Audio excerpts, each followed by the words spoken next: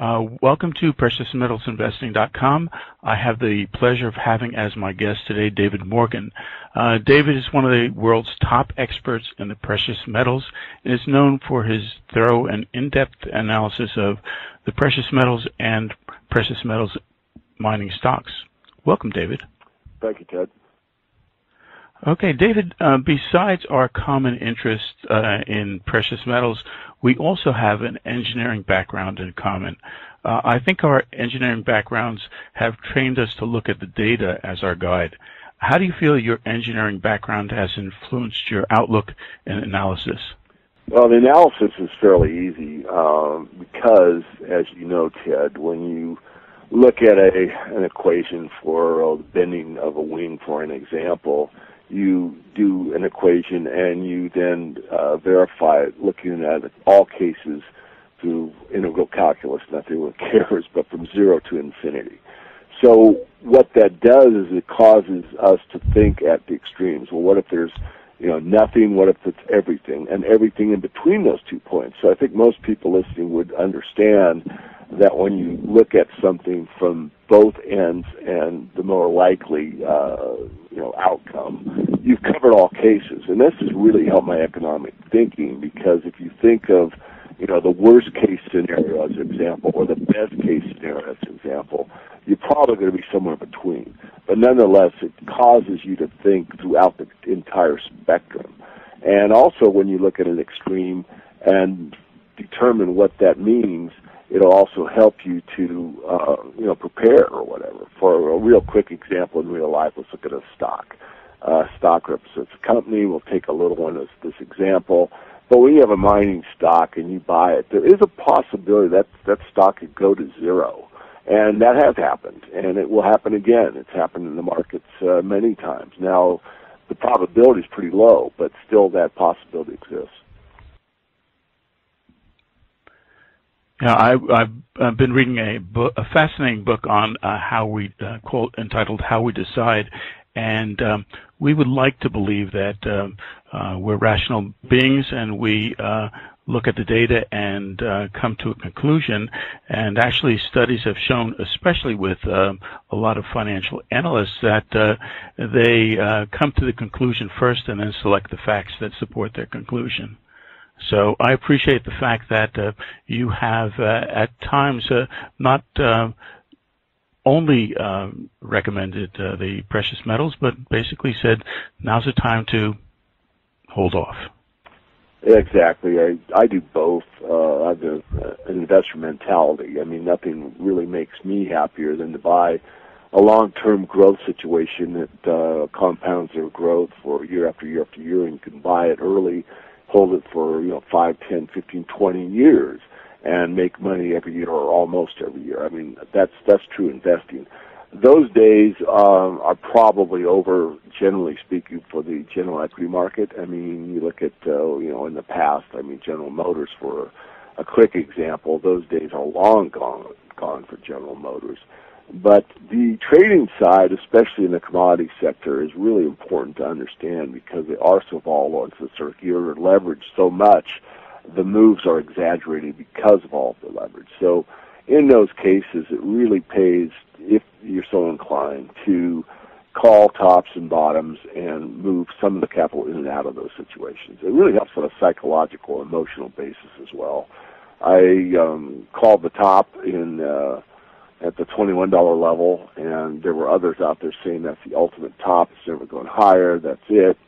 And I felt very strongly that that was a temporary top. And then when we got down under 9, I certainly didn't lose my conviction, but I did question the overall trend, because I wanted to look, and I did, to see if the major uptrend had been pierced or not. Depending on how you draw the chart, it touched the major uptrend line and bounced off it and came back up. You could draw it differently, and it might have pierced it very slightly. Regardless, that's history now. We know that from that sell-off bottom in the 2008 financial crisis, that a lot of silver people were smart enough to buy at the bottom or very close to the bottom or during the bottom, and have reaped very great rewards. I mean, from the round number, $10, it moved up basically five-fold all the way to 48. Called that top again selling off, our trading position, keeping our core position. And again, it's psychologically satisfying to be able to do both. In other words, to hold your key or core position and yet take profits of, say, perhaps as much as 25% of your portfolio, keep that in the cash and redeploy it at a more appropriate time. One of the things I greatly admire about your work in the precious metals is the depth and thoroughness of your analysis, coupled with a real down-to-earth grounding and modesty. How long have you been interested in silver, precious metals, and mining stocks? A very long time. I mean, if you read my book, Get the Skinny on Silver Investing, I talk about being an 11-year-old kid and watching the silver coinage evaporate from the time I was born until around age 11. Silver, 90% silver coins are what we're circulating. And I've always been fascinated with money and investing. I don't know why, I just was. And so when the coins turned over into 1965 with the Cupo nickel coins, I noted that mentally. I thought, this is interesting. These cannot be equal. Never knowing at that point in time what I'd be doing for a living today. But really, I started in the stock market at 16. You have to be 18, but there's a provision called the Uniform Gift to Minors Act that your parents can sign and say, my son or daughter understands enough and I'm going to help them, or whatever it said. I don't know the exact contract. So I started investing in the Dow Jones when I was about 16 years old. So just something that really, really resonated with me. And when did I really get into it? In my early 20s, I started devouring all kinds of books on investing, trading. But primarily, my main thrust was like economics and monetary history. And once I learned about the fiat money system and fractional reserve banking, that sort of lit a fire under me, and it actually continues till this present time. I remember listening to one of the interviews where you did and you identified the cell phone industry as a opportunity and basically passed it on to your father, and he profited greatly. Although that's not precious metals, you're certainly fortunate that you were able to see the value of this so early. Well, thank you. And, I changed the name of the report many, many years ago. It used to be called The Silver Investor, same as the website. And it was outside of silver, but it focuses on silver and still does. But there's a lot of investments outside of silver. Basically, I'm a capitalist at heart. And so, there could be a time, depending on how this unraveling continues, that there'll be a time to move out of precious metals. And I know a lot of metals heads, such as myself, may find that hard to believe, but all markets ebb and flow. So I changed it to the Morgan Report because we do look at things outside of the metals. I mean, one of our best companies was a resource company, which was a moly situation. I've looked at the rare earths. In fact, one of the few or first to look at the rare earths. We no longer do that very often. I do touch on it from time to time. But I'm always kind of scouting out, opportunities like that. And going back to the cell phone, when I did bring that idea to my father, he said, David, that's an opportunity of a lifetime. And obviously proved correct because I saw it as big, but not really to the scale that it is. I mean, just look at China, which is, one of the few growth areas for cell phones. I'm sure there are other areas as well. But, the North American market, I mean, I don't go anywhere in my travels these days, Ted, that everybody from about age 20 on up has got a cell phone with them. Right. The subheading of the Morgan Report is money, mining, and metals. How do you address those areas, and how do you feel those areas relate? Well, they all relate together, in my view. First of all, money is something that most people are very interested in regardless. It transcends everything, in my view. It transcends religion, transcends sex, transcends age, transcends political orientation. It transcends everything because everyone's interested in money.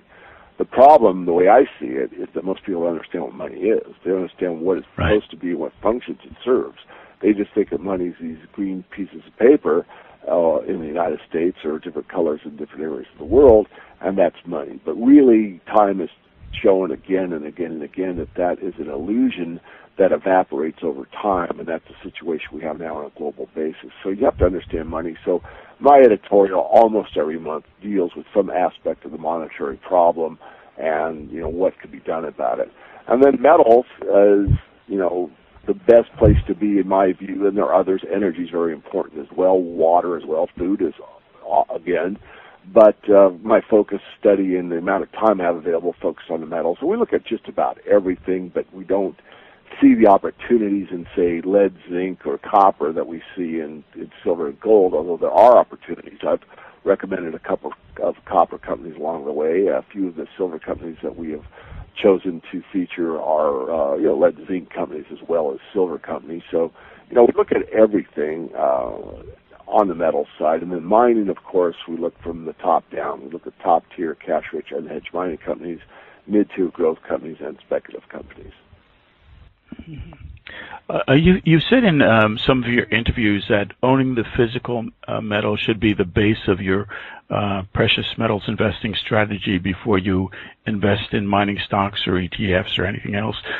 Just considering the precious metals portion of your investment portfolio, what percentage of the investment should be in physical silver? What percent in mining stocks or something else? Yeah, very well. This is a general statement. I'm right. market as they come, as you know, Ted. So basically, it's up to the individual to make that determination. But as a rough outline, when I wrote the 10 Rules of Silver Investing over a decade ago, in the last rule, I said too much of a good thing may be too much. 10% is probably enough for most individuals. And I changed that shortly thereafter, within a couple of years before the war started in the Gulf, in Iraq, and said, under the current economic conditions, I think you can move it up to 20%. So I'll use 20%. With the 20%, someone is probably between age 50 or higher. My thought on that would be a 50-50 split. 10% would be in hard money, which would be gold and silver. The other 10% would be in the mining shares. And again, at that 10%, you'd probably want 80 to 90% in dividend-paying or high-growth situations. I mean, these are management companies that have strong management, politically and geophysically diversified, if possible, like a Pan American, for an example, or a Hecla Mining is another example. These companies have mines, in different locations. So if something happens for Hecla, going back in time in Venezuela, which was heartbreaking, but didn't ruin the company. It wasn't that they only had one mine; it was one that they had. But it went south under the political regime. But they had several other mines that were producing. So that's where you want the most of your money. You want the best companies that you can afford, and then you want. What I teach is to speculate. I mean, everyone loves that cocktail story where they bought a stock for 27 cents and it went to $2.70, or better yet, went to $27. That does happen, but it's very rare, and the odds are against you. So you do want to balance the portfolio with the risk and reward profile. Mm-hmm. Are there any specific forms of the physical silver that you recommend investors start accumulating? Well, going back to the 10 rules that I outlined, by the way, that's for free on the website. If you just come to silver-investor.com, you could sign up for the free e-letter that goes out weekly.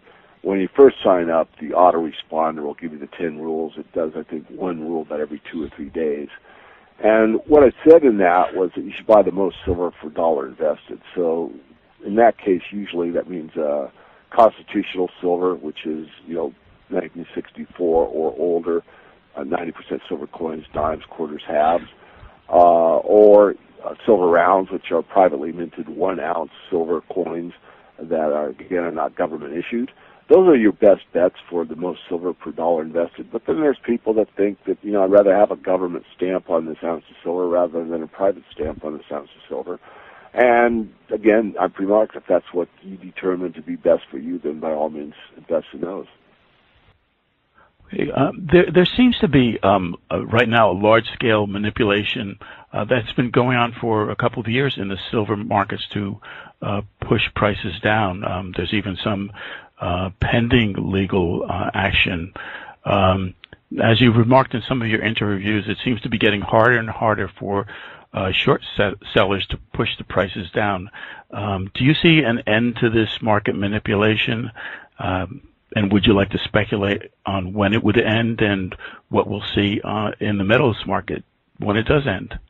Well, if history is any guide, and I believe it is, then all these price controls, management of the price, manipulation, whatever term you want to use, do end. And I believe this one will as well. The comment that it's taking more and more effort on the shorts to drive the price down is a fact. If you go back a decade or so, the amount of paper silver that had to be sold to move the price down was maybe a factor of 2 or 3 relative to the physical side buying silver. Now it takes about 10 times as much on paper to move the price the same amount. So it proves to me that we're winning. In other words, those that are accumulating physical metal have more influence. For every dollar invested in physical metal, it has much more of a foundational take where that builds again on itself over and over. So in other words, the more physical silver is taken off the market, the stronger the position is, and the harder it is to throw fictional silver at the market, drive the price down. Although it's done and it does work, it's just harder. As far as when, that's a tough one. If you asked me that, well, I don't know, 13 years ago or so, I probably would have given you a different answer because at the time that we were in such a deficit situation for silver. There was no new mining going on. It looked like it was almost imminent. In fact, I wrote an article that I'm not embarrassed about. I mean, all my work is up there, good, bad, or indifferent. I certainly don't have a claim that I'm always right, but in that article it's called Silver to Zero. And basically from the data available at the time, it looked like, again, it was very close. Well, since I wrote that article, and I wrote a subsequent Silver to Zero Revisited that corrected a lot of my errors, and I certainly owned up to the fact that I made some bad assumptions in that first article.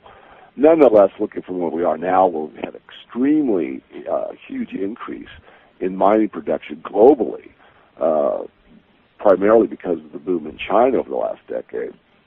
So that changes the dynamics when you have a lot more metal coming out of the ground. It's certainly going to change the structure of when you're going to have this price point or this tipping point.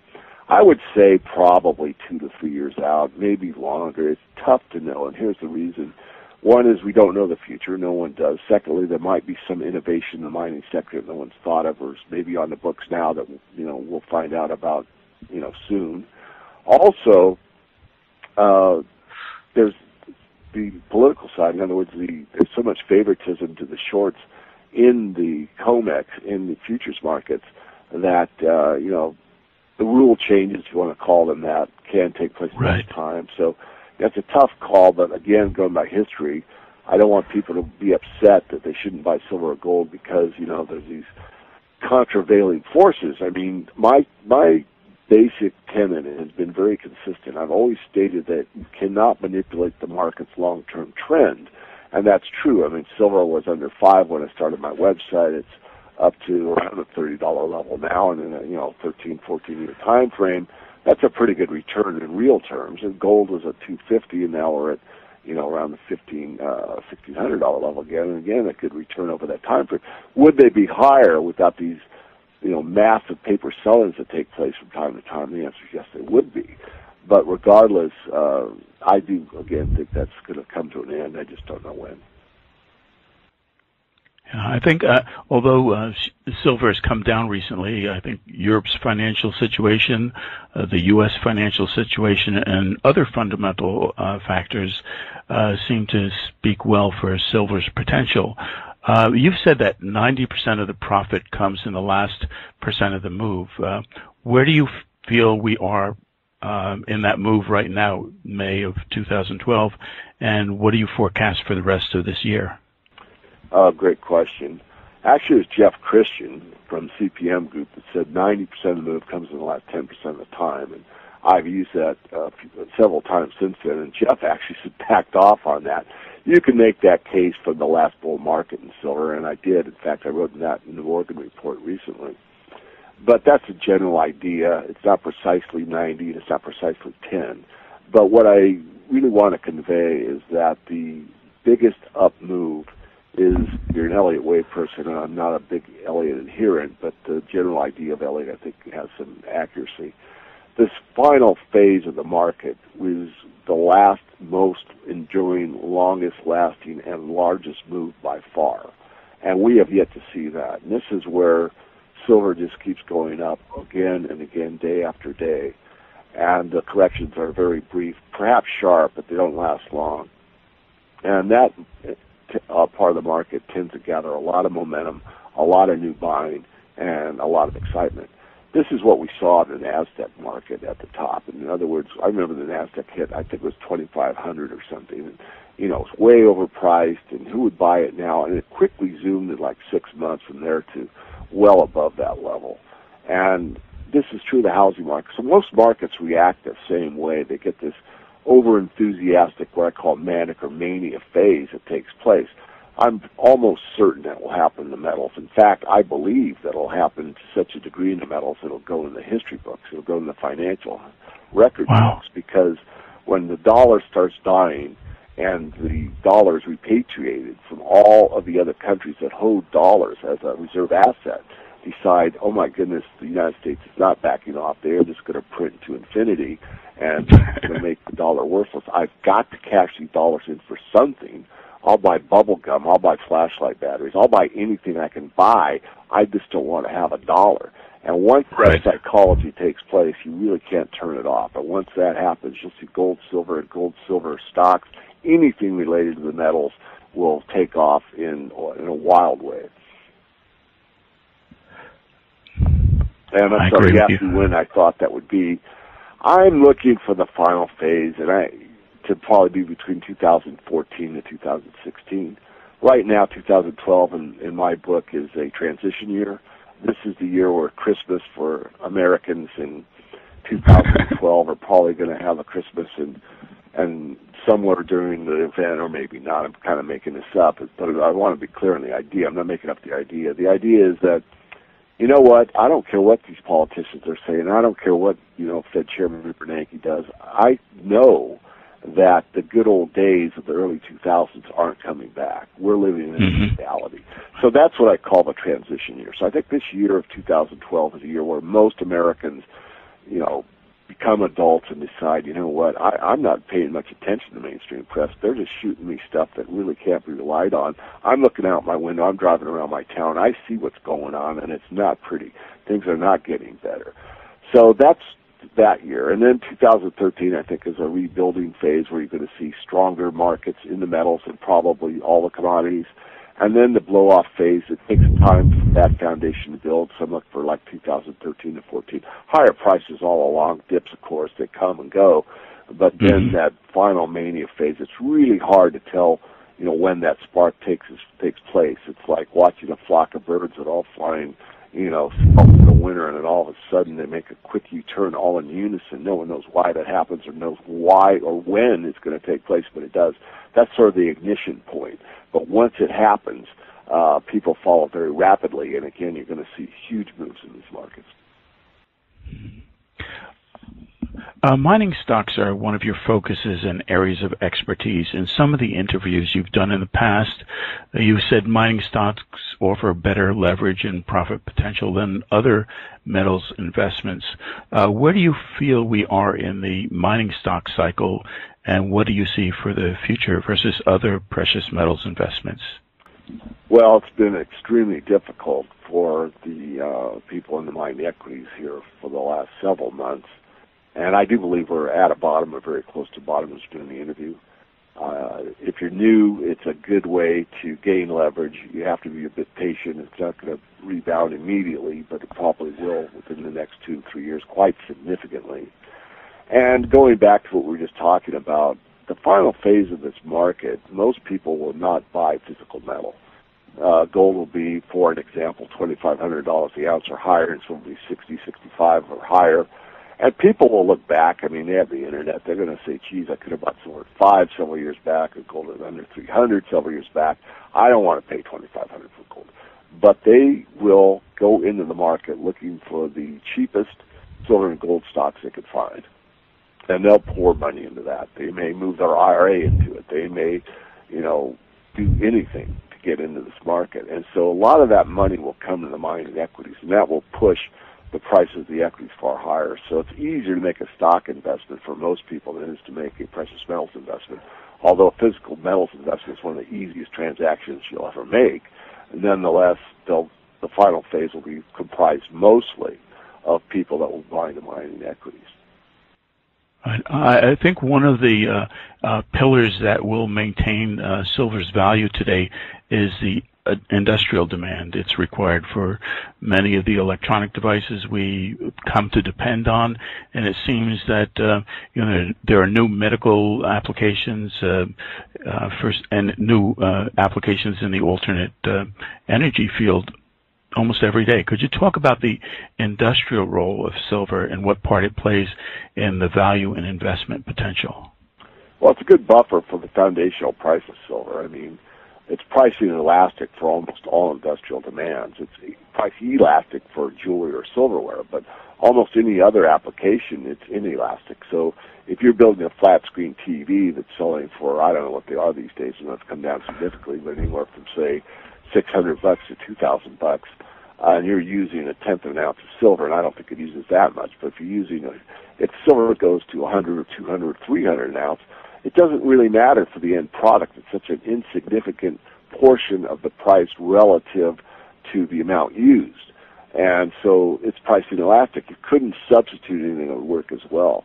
And that's true of almost all electrical applications. So the demand will continue. The demand of going back a little more than a decade was about 35% of the entire silver supply. Now it's 54%. And in that 10-year time frame, we've had significant increases in the amount of silver that's come out of the ground. So not only is it, moving up as far as percentages, over half the market's industrial demand, it's done that while the production rate of silver has increased substantially as well. So it's certainly, again, important. Now, the argument about, price too high and price being a mechanism that controls supply and demand, and it's true it does, especially if we have a real free market. So there might be a curtailment of silverware as an example. Silver jewelry is a bit of a different story. What's interesting about silver jewelry is that as gold goes higher with silver or vice versa, however you want to think of it, a lot of gold jewelry buyers will switch to silver. So the detriment to silver's jewelry purchasing is actually not as significant as it is in the gold market. You and others have estimated that there may be as much as 100 times as much paper silver and silver derivatives as actual physical silver. We've seen some pretty sophisticated investors lose investments when the silver they thought they had turned out to be paper. We've also seen some legal action where people were paying storage charges for paper silver, and the physical metal really wasn't in the vault. What are your recommendations for reducing or eliminating counterparty risk in your precious metals investments? Well, obviously, as Mike Maloney says, you can't touch it, you don't own it. So buy the physical silver and take delivery of it. And then if you want to redeploy it into a storage vault or something like that, that's fine. I realize that's not the case for everyone. And I've done actually several consultations with high-net investors that have asked me, that same question. David, I trust you, and I want to buy, X amount of silver. We're talking significant money here. But I'm not putting it in my office or my house. I mean, who do I buy it from and where do I store it? So I give answers to that on an individual basis because, one size doesn't fit all. It's not always someone that's U.S.-based and that. Right. But you want to be careful. And going back to the 10 rules of silver investing, what I say in there is to start small. Make a small purchase. See how you're handled. See that you get it. See how much time it takes. And all those things that you're concerned with, especially if you're a first-time buyer. And once you make a small purchase, for a quick example, let's say you're going to put $5,000 or $10,000 into the precious metals. Start with a $1,000 purchase and see what happens, or a $500 purchase, and find out what happens. And after that, then you'll be, you'll have confidence to go back in and purchase the rest, or purchase it over time, or whatever you choose to do. But some people get very excited about this market, they divert, a substantial amount relative to their net worth into the metals all at once. Sometimes they buy the wrong kind, they buy from the wrong people, and things do happen. I mean, this market is probably one of the safer ones out there. Nonetheless, there are, places you want to avoid, and investments in the precious metals you want to avoid. That's great advice. You're very down to earth, and one of your strengths is being able to put precious metals investing into concrete terms. Everyone, even the beginning precious metals investor, can understand. Could you talk about a little bit of silver presentation? Oh, the one about if everyone owns. Myth. Yeah, thank you. That one was in my head for probably a couple of years. But if you talk to most dealers, most precious metals dealers, a lot of them are fairly agnostic, because a lot of these guys have been around for a very long time, and they saw the first bull markets, such as myself, and they're a bit chided about it. They don't have the emotional attachment, let's say, to the precious metals and honest money that I have. And so their basic tenet is everyone should own a little. And so that sounds great, but they don't really understand what they just said, because, first of all, everyone, if you took everyone, meaning the population of the planet, not everyone could own a little. So I did this video that you can look up on my YouTube channel. If you go to YouTube and type in Silver Guru, you'll have to search around. I do a fair amount of videos, but I think it's titled Everyone Should Own a Little, or try that in the search engine, you'll probably find it. And what I point out is, even in the United States, if everyone owned a couple of ounces, you run out of the physical silver supply. And 2 ounces of silver is actually, in my book, a little bit of silver. It's certainly not what I consider an investment. My idea of an investment in silver would be $1,000 or more. So even at today's price, 2 silver ounces is about $60. I don't think $60 is an investment. $60 into 2 silver rounds is not going to change your life significantly. But $1,000 might, or certainly could help you through hard times or whatever, appreciate enough to where that 1,000 could become 3 to 5 to 10. Who knows where silver's going? I think it's going far higher. But that's the idea. So if everyone owns a little, it's a preposterous statement. Not everyone can. And that's the beauty of the silver market, is it is a very small market. The downside is small markets can be manipulated quite easily, whereas larger markets, it's much more difficult to do so. But again, if you start your portfolio correctly with physical silver, physical gold, and then move into other areas if you so choose, then I think you have a good balance. You've often said that what people need to do is educate themselves. I would like to urge all my viewers to go to your site and seriously consider joining your membership at the level they feel is most appropriate for them. I'm a member at the Basic Plus level, and there's just a wealth of information there: stock company updates, archives, the Morgan Report, asset allocation table, and in addition to the Morgan Report, you'll have access to bonus reports that alone are worth more than the price of admission. Dave, to make it easier for the audience to find you, I'll put links to your site and the other services you offer on your resource page at preciousmetalsinvesting.com. But David, would you talk about the services you offer and where people can find you? Sure. I'll do all the free stuff first. Twitter account is SilverGuru22 on Twitter, and that basically, I don't tell you if I'm having a latte or something ridiculous like that. What I do is I usually link 3-4 articles a day that I think is very important in the precious metals or the economic picture that I've read that I think you should pay attention to. I have a video channel on YouTube. It's called Silver Guru. Those speak for themselves. Some are a little bit for fun, but most of them are pretty serious in nature. And then the website is themorganreport.com. If you go to themorganreport.com, all one word, you'll find a free e-letter that comes out again weekly. You'll get the 10 Rules of Silver Investing if you're brand new. And then there's 3 levels of membership services. There's the basic level, which is basically a buy and hold investor. There's the look over my shoulder basic plus service that I show you charting, lots of videos that we do at the gold shows, the company updates, that type of thing we do on video, and also this ability to look over my shoulder when I see a move coming or I want to trade a position. I'll tell you what I'm doing.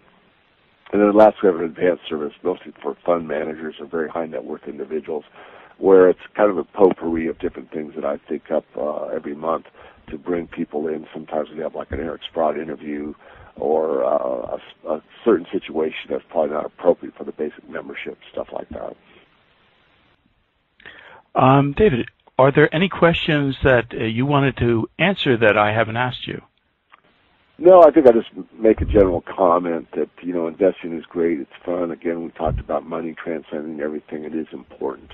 But I think not to make money the most important thing in your life. I mean, I strive for a balanced life. I'm still probably a little more obsessed about, money mining and metals as my work entails, because I'm very passionate about it. But I also, take time out for, all the joys that life has to offer. Certainly, I think we're facing hard times. They're going to get harder.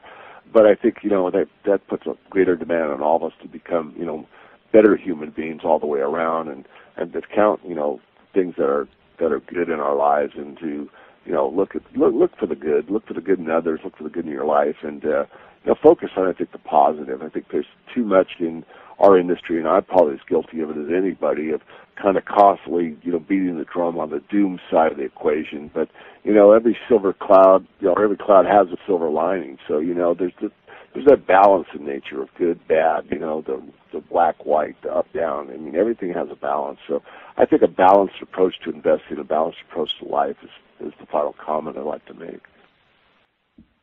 Well, thank you very much for being with us today at PreciousMetalsInvesting.com. Once again, I'd like to urge my viewers here to visit David's resource page here or go directly to his site. Thank you so much for taking the time out to talk with me today. My pleasure. Thank you.